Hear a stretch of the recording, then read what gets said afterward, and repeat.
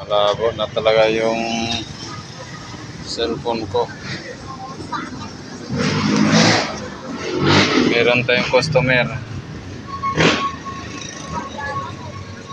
Ayan. Nai-pump down na daw to.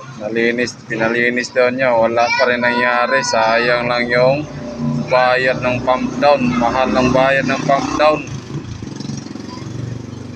Tapos mayroon palang leak. Ay.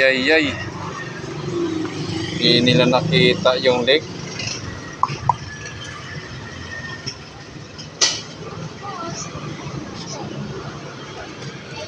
Yan. Halos lahat na yan.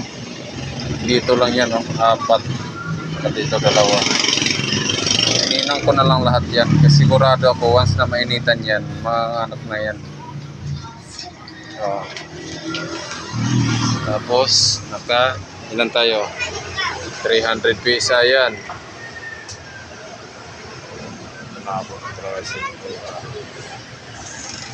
Naka-nitrogen tayo. Ito, wala na ang laman. Tapos acetylene ko, wala na. Bus na. Buti nila, meron pa akong natira dyan. Yan, mura lang yan.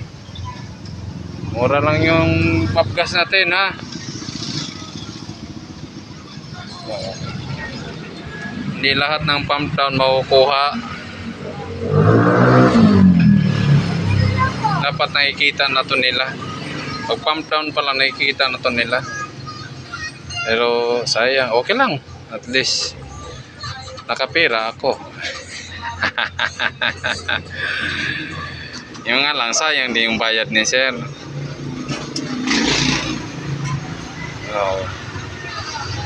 Okay, babayaran ko muna ng 30 minutes yan. Tapos every minute tayo na mag-check. Kasi baka mamaya hindi makayanan sa 30 piece ay may tubo na naman nabibitaw, makalik. Para sure full tayo. Yan.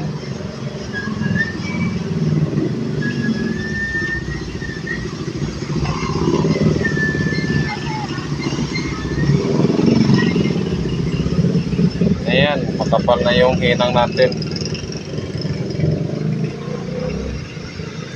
Sa baba, wala na yan, siniko na yan.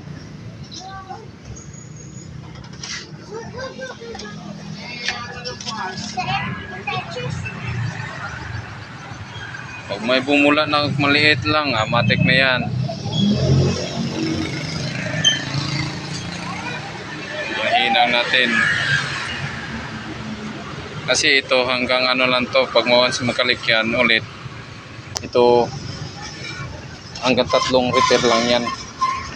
Pwede mo nang palitan, depende sa hinang mo. Saka depende din sa tubo. Ito malinis pa, ang ganda pa, oh. Yan, ito tatagal na naman to, mga taon din to. Unang gawa, basta unang gawa, abot na mga 1 taon kalahati yan. Depende sa tubo, saka depende talaga yan sa area. Kung may kanal doon, ayan, maglagay lang tayo ng anti-corrosion nito.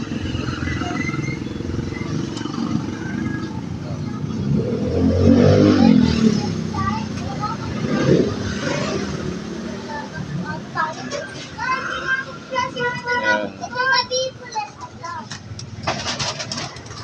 Kita na yung ano natin,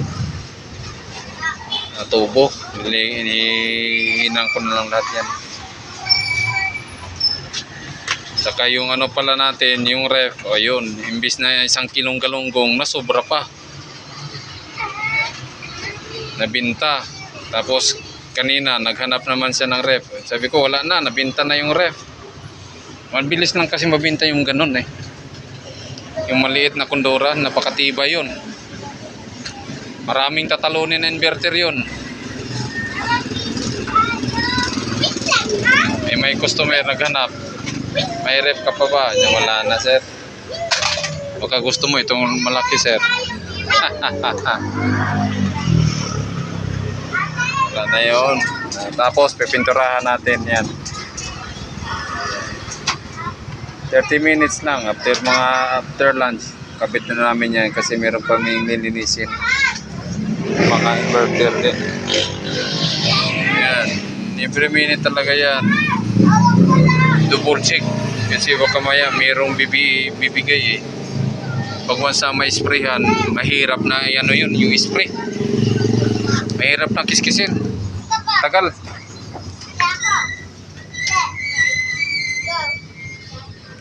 Ganito lang. Basta may pang nitro test ka talaga, walang problema yan.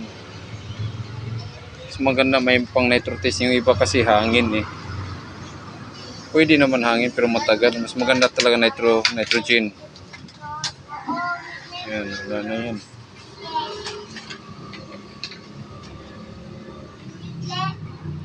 $30 minutes yan. Mas maganda nga, 1 oras eh.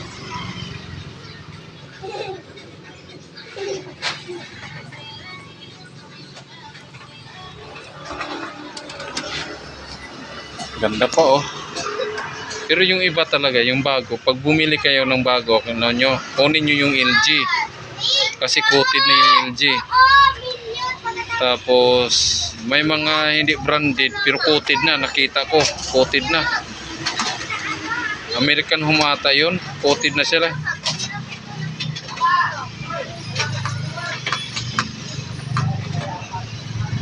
Yan. Dito lang naman kadalasan makalik eh, sa bend na to. Dito lang yan. Bakit mabilis makalik dito? Kasi yan ganyan oh. Tingnan mo yung ano dito. Tingnan mo yung daliri ko, di ba? Dito. Kung tuwid yan, matagal magkalik yan. Ngayon, pag once na bend yung tubo na to, yung portion niya nabibinat eh. Yan oh, ganun oh. Mabibinat ito banda nito. Ito mabibinat to. Ninipis ng portion nito. Yan, kaya dyan palaging nagka-leak. Lahat ng aircon dito lang talaga yan. 99% dito lang yan no. Ngayon lang, ang problema lang dyan, pag hindi mo alam kung paano may trace, paano tingnan yung leak. Yan kasing iba na kargahan lang ng pre yun. Pang madali ang pera lang yun. Pagkalawa o 1 linggo, 2 linggo, 3 linggo, wala na naman. Depende sa leak yun. May ganda talaga, ibaba na. Makikita mo agad. Kasi nakukubiran to eh. Yan. Pero sa mga ano na, mga medyo malinaw-linaw pa ang mata, pagtingin pa lang sa gilid, wala na.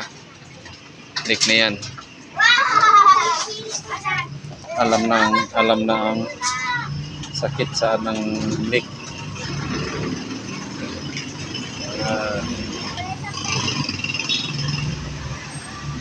Ano lang yan, dudes? 1 oras o 30 minutes. Sprayhan ko na. Okay.